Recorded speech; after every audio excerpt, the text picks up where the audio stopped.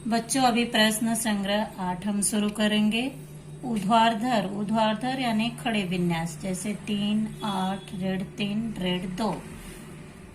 ऊर्ध्वाधर स्तंभ की प्रत्येक संख्या में से क्षैतिज यानी 6, 9, ऋण 4 स्तंभ की प्रत्येक संख्या क्रमशः घटाना है, यानी इन संख्याओं में से इनको घटाना है।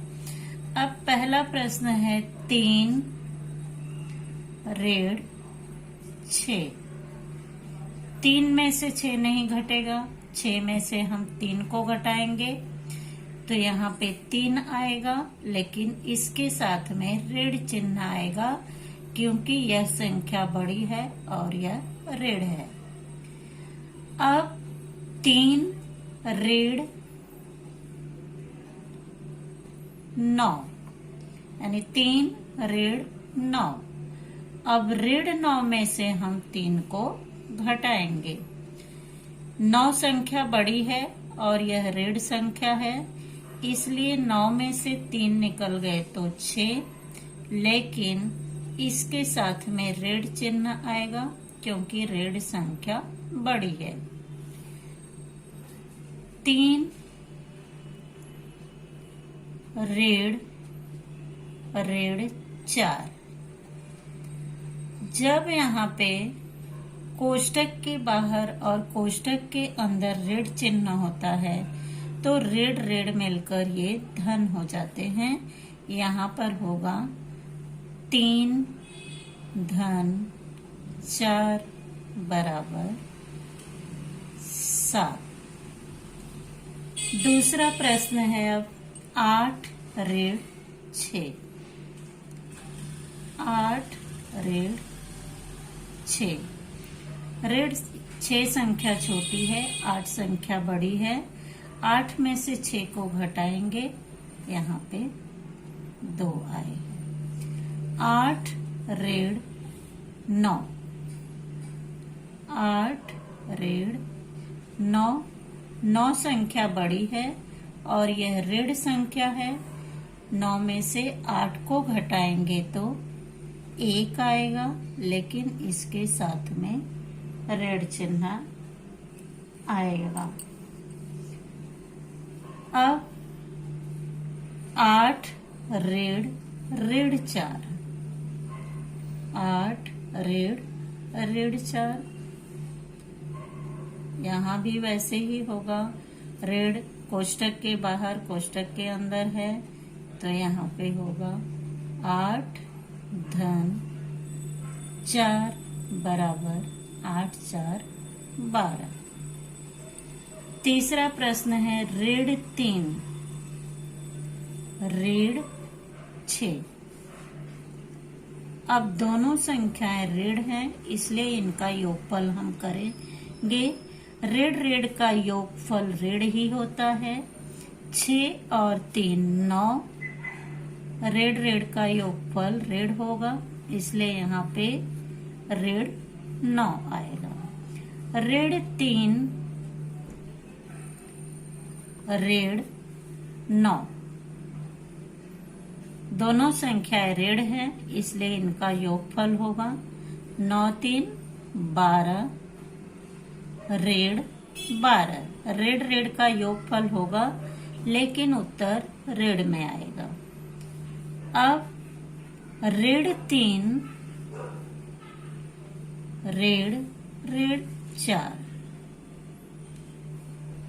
अब यहाँ पर ये ऋण 3 वैसे ही रहेगा, इसमें कोई परिवर्तन नहीं होगा, लेकिन यहाँ कोष्टक के बाहर भी ऋण है, अंदर भी ऋण है। ये दोनों कोष्टक हट जाएगा और यहाँ पे ऋण धन हो जाएगा, धन 4। धन संख्या बड़ी है, ऋण संख्या छोटी है, इसलिए यहाँ पे केवल 1 आएगा क्योंकि धन संख्या बड़ी है। 4 में से 3 को घटाएंगे, 1 आएगा। चौथा प्रश्न है ऋण 2 ऋण 6। दोनों ऋण संख्याएं हैं, इसलिए योगफल होगा 6 और 2।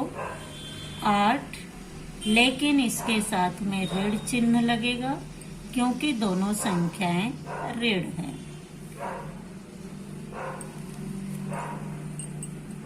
इसके बाद ऋण 2, ऋण 9। ऋण हम इसलिए यहाँ पे लगाते हैं क्योंकि ये यहाँ पे ऋण चिन्ह दिया गया है। ऋण 2, ऋण 9। अब दोनों संख्याएं ऋण है, 9 2 11, लेकिन इसके साथ में ऋण चिन्ह आएगा। अब अगला है ऋण 2, ऋण कोष्टक में ऋण 4। ऋण 2 में कोई परिवर्तन नहीं होगा। ऋण 2 और ये ऋण मिलकर धन हो जाएंगे। ऋण 2 धन 4, 4 में से 2 को घटाएंगे, 2 आएगा क्योंकि धन संख्या बड़ी है। अब बच्चों 5वां प्रश्न है 3 ऋण ऋण 5। 3 ऋण ऋण 5।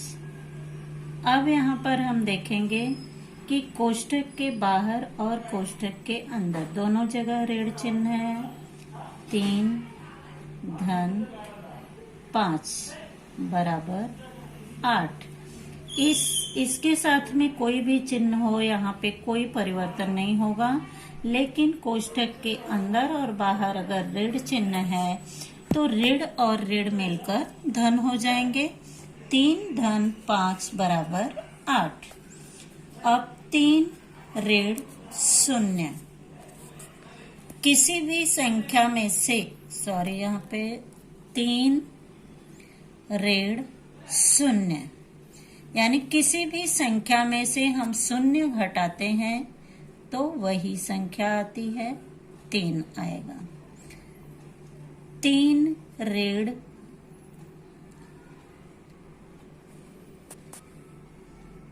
धन 7।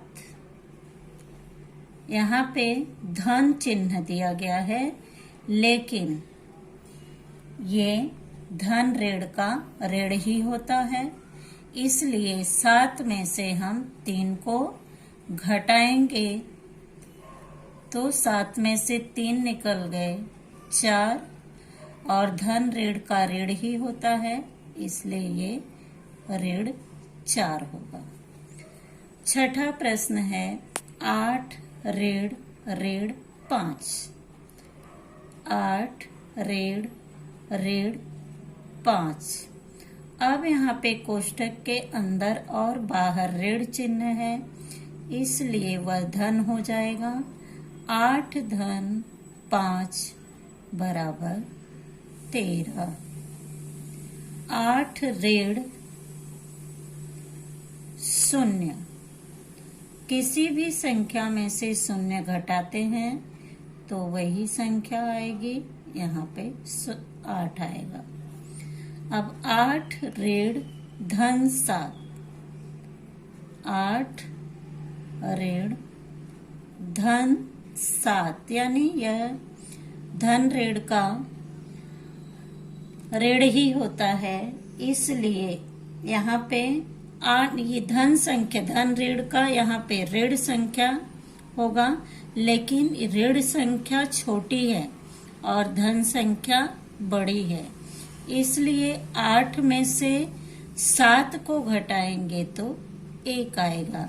यहाँ पे हमने ऋण चिन्ह इसलिए लगाया क्योंकि धन संख्या छोटी थी, ऋण संख्या बड़ी, इसलिए यहाँ ऋण 4 आया।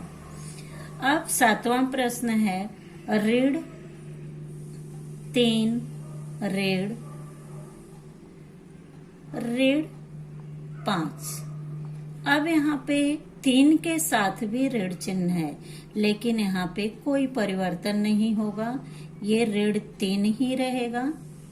लेकिन यहाँ पे ऋण ऋण है तो ये धन हो जाएगा, धन 5। ऋण 3 धन 5, धन संख्या बड़ी है, ऋण संख्या छोटी है, तो 5 में से हम 3 को घटाएंगे, यहाँ पर आएगा 2। अब ऋण 3 ऋण 0, ऋण 3 में से 0 को हम घटाएंगे तो ऋण 3 ही आएगा। ऋण 3 ऋण धन 7, धन ऋण का ऋण ही होता है तो यहाँ ऋण ही रहेगा। ये ऋण 7 है और ये ऋण 3 है। तो जब दोनों संख्याएं ऋण होती हैं तब उनका योगफल करेंगे हम। 7 और 3 10 होगा, लेकिन इसके साथ में ऋण चिन्ह आएगा। अब 8वां प्रश्न है ऋण 2 ऋण 5। ऋण 2 में कोई अंतर नहीं होगा, ये वैसे ही रहेगा। ऋण ऋण मिलकर यहाँ पे धन हो जाएंगे।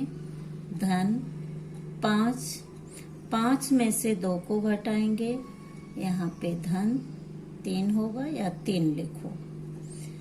ऋण 2 ऋण 0,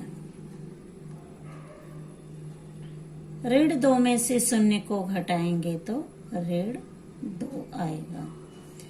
ऋण 2 ऋण धन 7,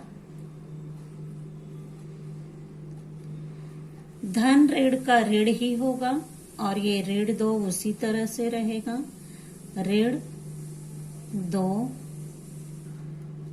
ऋण 7, 7 और 2 9, ऋण ऋण का योगफल करेंगे ऋण 9। 9वां प्रश्न है 3 ऋण 8। अब कोष्ठक के बाहर और अंदर ऋण होगा तो ऋण ऋण मिलकर धन हो जाएंगे। 3 धन 8 बराबर 8 3 11, यहाँ पर 11 होगा इसका योगफल, क्योंकि दोनों संख्याएं धन है इसलिए ये भी धन होगा। 3 ऋण 3, अब यहाँ पे कोष्ठक के अंदर बाहर ऋण चिन्ह है इसलिए वो धन हो जाएगा। 3 धन 3 बराबर 6। 10वां प्रश्न है 8 ऋण 8। कोष्ठक के अंदर बाहर ऋण चिन्ह है तो वो धन हो जाएगा। 8 धन 8 बराबर 16। 8 ऋण 3, 8 वैसे ही रहेगा। अंदर बाहर ऋण चिन्ह है तो धन हो जाएगा। 8 धन 3 बराबर 11। 11वां प्रश्न है ऋण 3 और ये ऋण चिन्ह लगेगा ऋण 8। ऋण 3 में कोई परिवर्तन नहीं होगा, यहाँ ऋण 3 हम लिखेंगे और एक कोष्ठक के अंदर बाहर ऋण चिन्ह है तो धन हो जाएगा। धन 8, धन 8 में से ऋण 3 को घटाएंगे तो यहाँ पे 5 होगा, क्योंकि धन संख्या बड़ी है ऋण संख्या छोटी है। अब ऋण 3 ऋण 3, ऋण 3 में कोई परिवर्तन नहीं होगा, ऋण 3 हम वैसे ही लिखेंगे। यहाँ ऋण ऋण है तो धन हो जाएगा। धन 3, ऋण 3 धन 3 बराबर 0, क्योंकि दोनों संख्याएं बराबर हैं इसलिए पहली संख्या ऋण है दूसरी संख्या धन है तो वो 0 होगा। अब लास्ट प्रश्न है ऋण 2। 2 ऋण चिन्ह और ऋण 8। ऋण 2 वैसे ही लिखेंगे क्योंकि इसमें चिन्हों में कोई परिवर्तन नहीं होगा। ऋण ऋण मिलकर यहाँ पे धन हो जाएंगे, धन 8। 8 में से 2 को घटा देंगे तो 6 होगा और धन संख्या बड़ी है इसलिए धन 6 है। अब ऋण 2